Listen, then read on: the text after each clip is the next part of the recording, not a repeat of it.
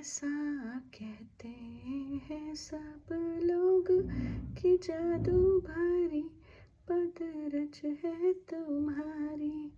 इस पदरज का स्पर्श हुआ तो मौन शिला बनी सुंदर नारी। मेरे पास है बस एक नैया, मेरे पास है बस एक नैया, सारे कुटुंब की पालन हारी। नाव बनी यदि नार तो आएगा इस निर्धन पे संकट भारी। एक नारी का कठिन है पालन, कैसे पालूंगा